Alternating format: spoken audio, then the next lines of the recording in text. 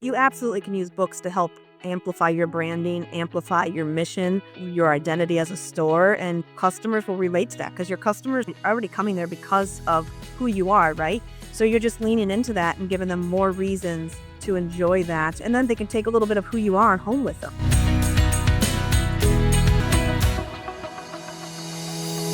Welcome back to the Ritzer Retailer Podcast. Guess who's our guest today? It's Alana, the owner of the joy-filled store Poopsies in Galena, Illinois.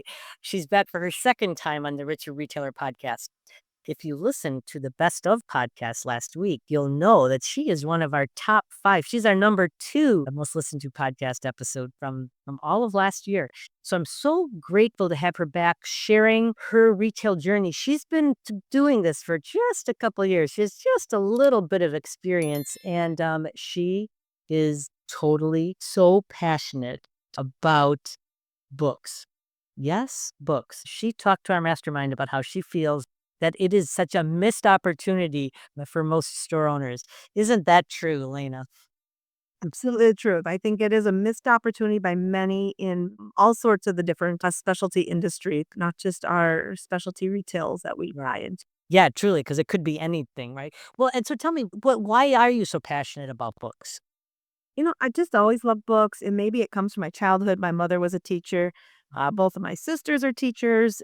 So, my kids always had floor to ceiling bookshelves. And you can have too many toys, you can have too many games, but you can never have too many books, and it doesn't matter your age. So it just always makes sense. It's a way for everybody to be able to escape the reality of the moment, no matter what age you are or what you have going on. I think books can always be a great escape, even if it's literally a picture book and you're flipping through that cookbook thinking you're going to make those recipes someday. Mhm. I'm not, but I sure feel good for those 20 minutes I'm flipping through that cookbook. So I think that's why I've always just loved books and just sharing books with the rest of the world as well. It's funny because I love to learn, well, just like you do, and I've focused on so many nonfiction books I don't know, kind of my whole life because there's always just so much to learn about, right? And then I recently learned that for when you read a fiction book, that when you're reading it, like if you're reading about riding a bike, that in your head, your brain actually thinks you're riding a bike, and so it actually goes through. Unfortunately, you don't. Your body doesn't, so it's not like you can burn those calories, but you get the mental stimulation, which, I didn't understand before, and so I've started reading more fictional books, and gosh, I know it's fun. Yeah. Yeah. It's fun to bounce around with different types of titles and different types of books and just let yourself be creative with that. And Lily, don't hold yourself back from kids' books. It's Yeah. beautiful to look through some of those kids' books that are out there in today's world. Yeah, for sure. So, Helena, why is it you think store owners are reticent or hesitant to really commit to books like you have? I mean, books for you are about 15% of your sales, and so, I mean, that's substantial. Why is it you think people might be afraid of them? But when I talk with people, it seems like they're just apprehensive about how to get started. And then also, there's so many options of books, right? It's like there's an endless number of books for you to be able to purchase for your business or for you to read or however you want to look at that. And I think sometimes, as we talked on other things, too many choices, you just shut down and you don't make any choice, right? So I think a lot of times people are just overwhelmed that there's so many book options there that they just don't even know where to start. So therefore, they don't start. And I think that's the biggest mistake that a lot of retailers make is instead of just at least experimenting in a little small niche of it, they just don't do it at all because they just don't know where to start. And so I just wanted to give people some clues on it. Really is super easy to start. It's probably my easiest category to reorder and buy for because there's so much rinse and repeat compared to other categories within the store. Right, that's certainly true. Well, and so I'm so grateful that you're willing to share your secrets with people, but let's just also talk about why it is that people should be carrying books. Why are they such a powerful addition to stores? Why do you believe that? Right. Like books are just such a powerful part of a store, regardless of the type of store that you are. Mhm. There is always books that will work in and make perfect sense with your store, your culture, your branding. Books create an emotional connection. And so as customers are in your store and they stumble upon a book, they're going to have that connection. They're going to have that moment. It also, the great thing about books, if you have them spread throughout your store, is they allow customers to just sort of take their time and sort of mosey through the store. They'll stop and they'll flip through pages of a book, which then allows them that little bit of a shutdown time. It has them in your store longer. And, all of us want our customer in our store as long as we can. So it adds time for the customer in a non chaotic moment. It's a great way to complement any display that you're curating. You can literally fill a gap for any category, for any display you ever dreamed up. And it's super easy. And so that's great is you don't have to always go try to find a specific product, which can be a little harder to find to fill a gap sometimes in a small amount. That books, you can always find what you need, fill the gap. So those are just a couple of my reasonings on why it's so important. But it is definitely a missed market for a lot of people. And customers will almost always buy a book. If it's hard times, they might pass on other items. They'll pass on things for themselves, but they won't pass on books if it makes them feel good, if it's going to make someone they love feel good. If it is a self-help book of some type and they feel like they're going to learn from it, they'll spend the money on that as well. So it's definitely an item that people don't second guess as that are going through their gift options. I also think it's fascinating how there's so many books you can choose, and so you curate the ones you wanna sell in your store, I love how they also build a store's identity. When you brought books to share at our mastermind, event in September, of course, so many of them made me laugh because that's exactly the kind of store you are. You're all about bringing joy. It was beautiful how they just tied in, of course, Poopsies carries this book, That's how it felt. Yeah, you absolutely can use books to help amplify your branding, amplify your mission, your identity as a store, and customers will relate to that because your customers are already coming there because of who you are, right? So you're just leaning into that and giving them more reasons to enjoy that. And then they can take a little bit of who you are home with them. So Right. Yeah, exactly. It's cool. It's a really great way to do it. The other thing that I love that you said once about books is that in terms of buying them, I mean, they're very low risk. very low risk, very easy. And you can actually make good margins on them as well if you know where to start. And that's the key is just to start. And you can start by just finding one connection to a person who has book lines and just start there and then work your way into bigger and better things as you go, as you feel more comfortable. But it really is so easy to start. Well, so let's dig into that then. How do you recommend someone starts books? Because it totally feels overwhelming. Like you go buy those trade show booths, and it's like you can't even imagine. So, And that's only a teeny portion of what they have. So yeah, I totally understand that the number of book options is just beyond, it's mind blowing. It really is mind blowing. So what I would recommend is first start with what do you need in your store? Is there a category that you want to really amplify this, over the next quarter? Is there a certain display that you just feel needs to be rounded out a little bit better? Do you want to lean into kids, travel, humor? Like pick and choose what you first want for your store and figure that out first. And then once you figure that out, then just find yourself a rep.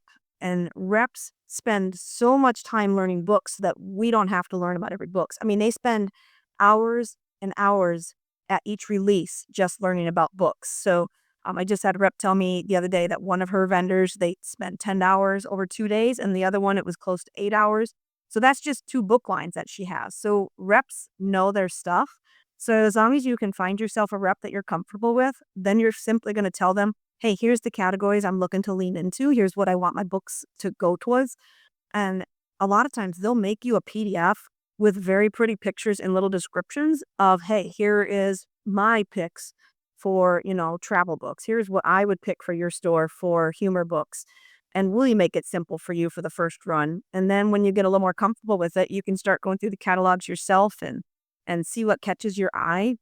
But the reps, I just can't tell you enough how they can just make it so simple for you and it's all then plugged in. And the best thing with books is you really only have to get them in onesies, twosies, or threesies. Like you don't need to be buying 24 of a book until you know, geez, I need 24 of that book because that thing turns all day long.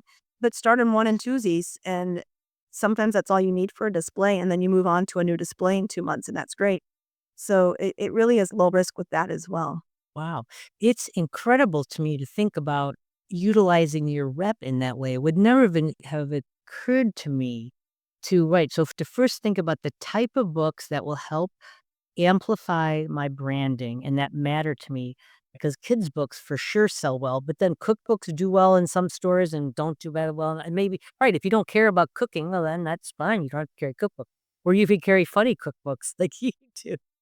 But then to have the rep then just pull together, right? They know all of it. And so the fact that they could pull together like your first, like a sample order for you to look at, when you say a PDF sell sheet, what does that actually mean? Like I've never heard that phrase before. Right. So I have a number of reps where if I say, hey, I'm looking for some of your best selling, Christmas kid board books. I mean, you can get as specific as you want.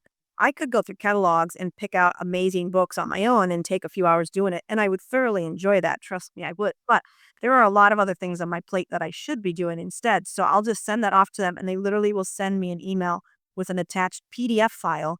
It's just pictures of the front of the books and then a little blurb about the book and then the price of the book. So it's all laid out very clean in a PDF. And then you just look at the PDF. And if there's one thing to say about books, you should choose your books based on the cover. Like, I know you're not supposed to judge things based on the cover, but a book, you judge that thing on the cover. If it doesn't catch your attention like that for you, I would recommend holding off unless you really need that subject line for some reason because your customer coming to your store when it comes to books, they stop because of the cover. So I recommend always judge your book on the cover. So and a lean picture is great. Right, right. And leaning into a rep group, that's a fabulous idea. That's really great. Most rep groups quite often have multiple book lines. So that's where I'm saying if you just have a rep that you're super comfortable with, that's probably going to get you multiple book lines just right out of the gates with that one rep, which will be more than enough than what you're going to need for at least the start of it. And then you could blend into additional, book lines from there. Mhm, mhm. Okay, so you told us about how they have a low minimum, that's great, and you can order any quantity. Is there, like, a perfect number, though, that you would recommend starting with? Because I know I personally made the mistake of bringing in, like, just onesies of titles and then didn't even remember that I had ordered it because it was gone so fast or whatever. How do you deal with that? So that is probably the only risk of books if you're going to just do onesie twosies. You have to be very documented in your sell through to know when and how you sold it. So I personally think threes and fours is a little bit more of a comfortable number to start with on titles. Now, if you're going to do a giant coffee table book and it's a $50 book, okay, that guy you can go one or two and you're going to be just fine. You'll notice and remember when it's sold because you're like, wow, I just sold that $55 book. But in general, if you want to test out a book, I say three or four simply for the fact that you don't have to take as much of your time trying to stay on top of how quick it sold. And if people liked it and you sold the first two in your first week, well, now you've lost traction to be able to see how it was really doing. Whereas three and four, you can kind of get a gauge over at least a couple weeks time before you turn around and reorder that again. Mhm. And then what's your trick about knowing how much to reorder then? You mean like if something sells through, so if something sells through fast, our rule of thumb, our just real basic, easy rule of thumb is if something sells through super quick, then we double the quantity from what we did the first time and we try it again. And then we see how that happens. And if that still is like, geez, that went way faster than what we want to deal with reordering, then we bump that up a little smidge more until you kind of find the sweet spot. And so as you're diving into books and just getting into that world a little bit, maybe that just becomes a weekly thing that you're looking at sales reports specifically on your book category. Rank them from top selling quantities, but even more importantly, rank them from top selling dollars in your sales. So we sometimes will have a book and it's a $9 book. It's not an expensive book. So, you know, but we sell so many of that one book that the dollars in the world of books is significant. So sometimes the little guys are actually your big guys, but you overlook them because you're looking at quantities instead of dollars on that and vice versa. So Right, every single, interesting, yeah, right. yeah, I always think it's important to look at both sides, like things that are turning because of the quantity, but also, make sure you're looking at the dollars because you might have something too where it's super high priced, but at the rate you're turning it, it's outdoing some of your little guys. And you're like, okay, well, I can put that in that space instead. And then it's just a matter of figuring out how many books you want in your space and how many dollars you're going to try to generate. And you'll just keep growing it. And I think you'll probably, everybody, I think once people get into books, you become a little addicted with buying books and it's a little game of seeing what you can do or what you can find. And But how it fits in and you'll just keep going with it. helper, if you have someone on your team that also really loves books, you could also make them your book queen, and they can be the one that could handle it too if it's something that you're not quite as passionate about because it does help to check because, right, they tend to move fast and it's easy to miss. And I love what you said about making sure that you're looking at the dollars by title as well as the quantity because it's easy to remember if you've sold like a $50 coffee table book, but right, five of that little baby board book and is the same amount of money and you would have missed it entirely because you didn't even realize how many you sold. So that's really powerful. The other thing that I feel like people always ask though is that I can't make margins. I can't make money with books. I mean, and so how do you handle that? Well, I think that's part of the deception about how to buy books. So I think a lot of people they buy books quickly from a place that pre-makes bundles for them. So they'll say, oh, you're a bird store. Here's a pre-bundle of books we think is good for you. Well, they did the work and they did all of that. So of course they're going to take part of those margins on you. So it's so easy. I'm saying as long as you're going directly through a rep, you are going to get minimum of 50% margin on that. But always hit your free freight with book lines. And if you can always hit the free freight. It's very low typically. So hit the free freight. And in today's world, freight is 10 to 15%. So you really should be keeping that in mind when you're looking at your book margins because that's really should be added on because a lot of your other lines, you're not getting that 10 to 15% back on those. But book lines are almost always free freight as long as you order them in enough quantity, which is a very low number. So Right. Well, and then the other thing I would always get tempted to buy and not know how to handle is what about returnable pricing? Because it's certainly nice to know that they'll take it back if I don't have to worry about marking things down. What do you recommend for that? don't do it. Just don't do it. That's all. It's such a low risk. And really, if you're buying in threes and fours, just put it on sale. If you really said, wow, I bought four of that book and it's not turning like whatever. So put it at your register, say it's 30% off and be done with it. But you won't need to. I would just say, no, keep the margin to yourself and really turn those dollars and learn what books really work in your environment and with what you're looking to do and just lean into that. Right, that is great to know. It took me a while to learn that. I wish I had known that from the beginning. Because right, the small amount that you have to mark down, because books marked down sell so much faster than almost everything else because they have such a high perceived value. So if you mark a book down 20%, it's amazing how quickly they go usually. Have you found that to be true also? Yeah, I mean, it's really simple if you just need to move them out. I mean, if they're worst case, you do a clearance sale at the end of the year and you just pop them in there and put a nice discount on them, and people feel like it's a little quick library and they're flipping through it. So, It's yeah, it's not a high risk. You're much better off to take those margins and have the rep do the work for you than you are to do those bundles where you don't know if it's really going to connect with your store or the display you need specifically, and you're going to get stuff you don't need. So, right. it's really worth the tiny bit of effort. Wow, thank you. This has been so helpful. Is there any other suggestions that you'd have for people? I think just feel like a kid again and lean into those books and, judge them by their cover. Let those reps be the expert for you. And it really isn't as hard as everybody has convinced themselves that it is. And just think how magical this world will be if everybody has more books in their lives Yeah. everywhere they go. It'll be fantastic. Right. Well, and I think at the end of the day, it absolutely increases the amount of time a customer spends in your store. That is a fact. That is, 100%. I mean, 100%. and sales go up always. If someone is in your world more, they're going to buy more always. So the other thing I guess that I could note that I didn't speak to yet is the other nice thing about a lot of book lines once you become familiar with them, many of them have puzzles and games as well, which pair very well with your books as well. But you're doing that is going to also come free freight and it's also going to come at that same margin that you got, which as you get added on in higher quantities, you're going to get a bigger discount as well. So just another thing that's kind of fun with book lines is they have books, puzzles, and now oftentimes games that make sense. And you can start meshing them without having to go to three different vendors as well. Oh, that's really nice. What do you think about like lines that will do a plushie or to go along with the book? And how do you handle that? Like what kind of ratio would you usually buy those in? So that kind of depends. It comes back to you knowing your store. So that works really well for some stores. And there are some lines that specifically do that and make that very easy for you. We tend to just match up plush with books. So we don't worry as heavily about a book that's specific to that exact, it's not the bear from the book. But, we have lots of farm books and then we'll put farm animals with the farm books.